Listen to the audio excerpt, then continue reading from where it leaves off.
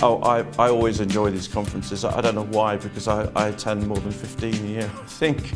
No, it's great. I mean, SMI have set up a great environment in which to network. Good morning, ladies and gentlemen, and welcome to SMI's 16th annual Gas to Liquids 2013 conference.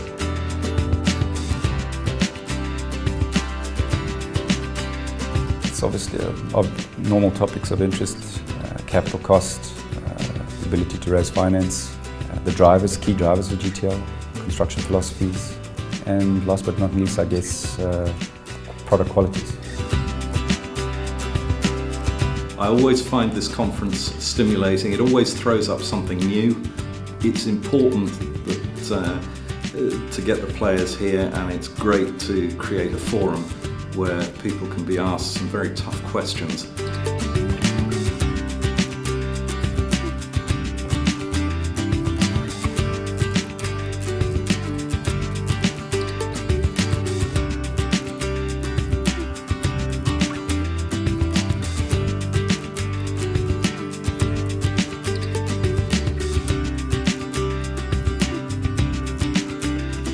And so it's been a good opportunity for us to share our message and to hear what others are doing in the industry. I'd like to say a huge thank you to SMI. Another very successful GTL conference. It's 16 years, so they joined the industry early and they stuck with it.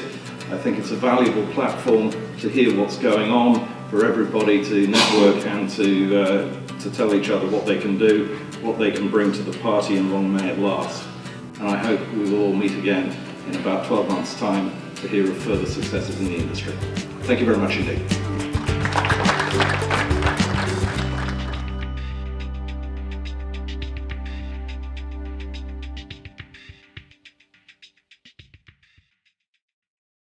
OLTIN YO'L GTL. Could you give us a description, a quick pen picture? What is OLTIN YO'L GTL? Well, I think for us, OLTIN YO'L GTL is all about energy security for Uzbekistan, clean energy security for Uzbekistan. It's a poster child for the country. It's an opportunity to attract foreign investment, and clearly it's an opportunity for economic development within the country. The project is a GTL project. What do you see as the main attributes of GTL products, and particularly in an Uzbek context? Uzbekistan has an interesting history of producing petroleum products. Currently, to support their economic development, they're looking specifically to complement their current gas and condensate production of fuel with a middle distillate solution. And GTL offers a very neat opportunity to fill that hole, the middle distillate hole, particularly diesel and aviation kerosene. What are the main milestones that the project's achieved so far? I think if we go back to the very early days, to feasibility, which we could say was completed in 2008, we then formed a joint venture, which took us 6 months, and we culminated in incorporating the joint venture in December 2009 and kicked off feasibility in full. We then kicked off front-end engineering design in October 2011, and we're currently in the phase of completing front-end engineering design and closing our project finance. What do you think the next 12 months holds for the project? For us, the next 12 months holds, let's call it, 3 key issues. Primarily closing out any EPC-related contractual issues, also closing out project finance, and last but not least, bringing in an additional 4th equity partner. The original concept for GTL was projects needed to be built next to the sea. Mm-hmm. Uzbekistan is one of only 2 double landlocked countries in the world. What sort of challenges does that bring from a project point of view? I think key, especially when you're looking to project finance such a project, things like inbound and outbound logistics are obviously the key areas of risk and concern. So that was clearly an avenue which we had to explore. It impacts not only our ability to bring in equipment, it impacts our ability to export our products, And last but not least is obviously it impacts the project schedule and the overall scheduling and construction philosophy that you have to adopt, which impacts, of course, capital cost. In terms of that construction strategy, how will construction of OLTIN YO'L GTL differ from, say, Oryx or EGTL, because it's essentially the same technology? Yeah, the same technology, of course, but we don't have the luxury of bringing large pieces of equipment in already built. So, for example, the reactor, we have to construct our own fabrication yard and actually construct the reactor on site. Similarly, in Oryx, it was predominantly a stick build. We also have to have a stick build plant. Similar to Oryx in a way, we have not quite a greenfield site. It's semi-brownfields because we have a neighbour and we have some supporting infrastructure for construction and for housing of some of the engineering and construction people. But I think the main difference really is that we don't have access to any port facility. So there's no easy way to bring in equipment or to export product. On the subject of exporting product, obviously, as you said, you can't put it on a tanker and ship it away. How is that problem being solved? Luckily for us, the CIS region and access to ports, say for example in the Black Sea, is fairly possible with rail. We have primarily, let's call it, two product sets we have to look at. One, export of naphtha, and that's predominantly by rail via the Black Sea. And then obviously all our in-country products, the diesel and the kerosene, that's all supplied by rail in existing very good rail facilities in Uzbekistan to the refineries owned by Uzbeknaftogaz. Regarding diesel in Uzbekistan, could you give some idea of what the transport pool looks like in Uzbekistan and what sort of effect bringing in high quality GTL will have? The current users of diesel fuel are predominantly agriculture, mining, but predominantly agriculture and obviously long-haul transport. There's not really a market for diesel cars, but we can see this changing.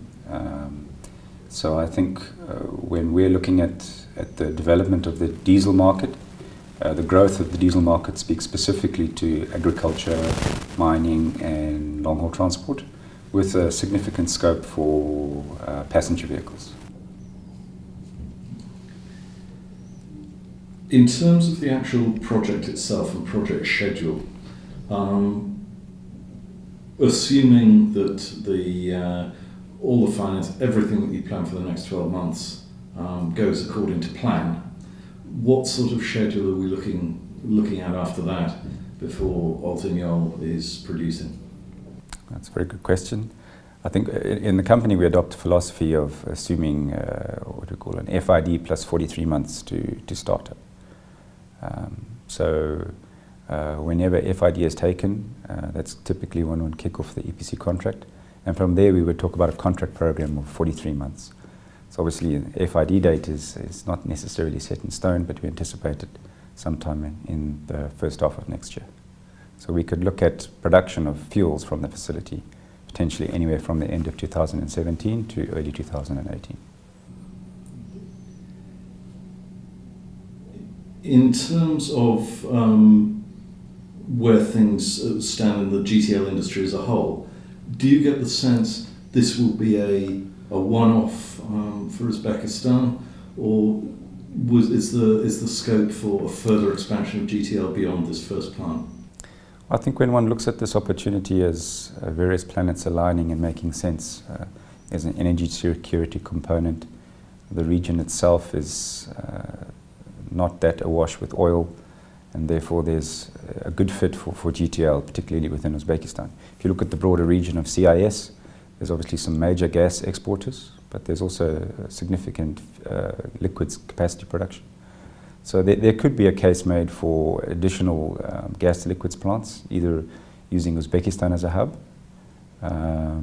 or potentially other areas. And there's big markets, for example, in Russia for GTL products, particularly middle distillates and kerosene. Could you give us some idea of the the overall capacity plan for OLTIN YO'L GTL and the breakdown of the products that will be produced? Sure. We have a nominal capacity of 37,600 barrels a day, 4 main products, of which the 2 main products being GTL diesel and GTL kerosene.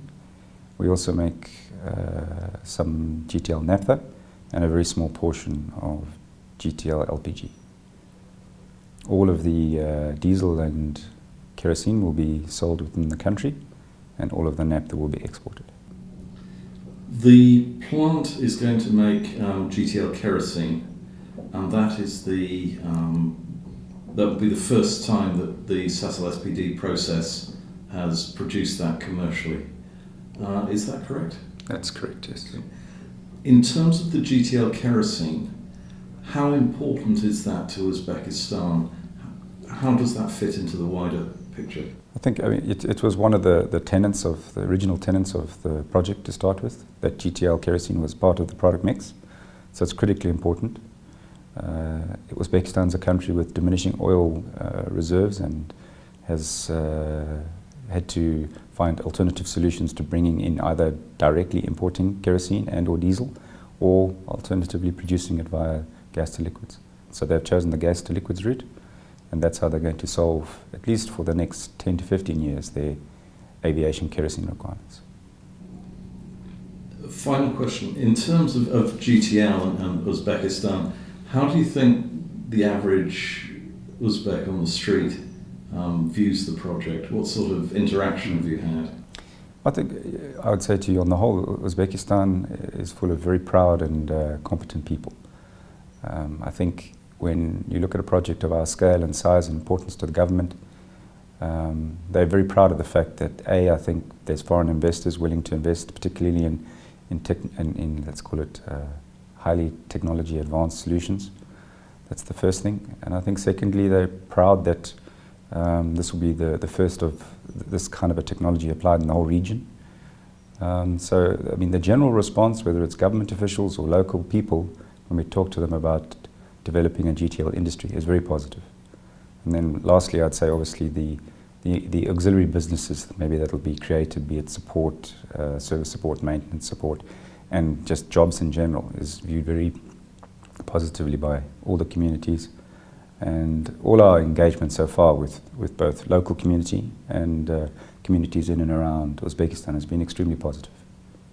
Why has OLTIN YO'L GTL chosen to come to London to a GTL conference? Well, I think obviously we strongly believe that there's value to be had in letting the world know what's happening in Uzbekistan. So we're obviously very proud of where we come from in Uzbekistan and want to share that with the GTL community. There's obviously an opportunity to network and engage with other professionals, share lessons learned, and certainly potentially meet with some of our consultants. A lot of our consultants are also based in London. So it gives us an opportunity to mingle with the GTL industry, share our thoughts and views, and sell a little bit our great project. We're very proud of our project and proud of the country actually, and what the country is doing to solve the middle distillate problem in a very unique way. Clearly, OLTIN YO'L GTL is quite the most important topic at the conference. But apart from that, what interests you most? What do you think are the biggest developments going on in GTL elsewhere?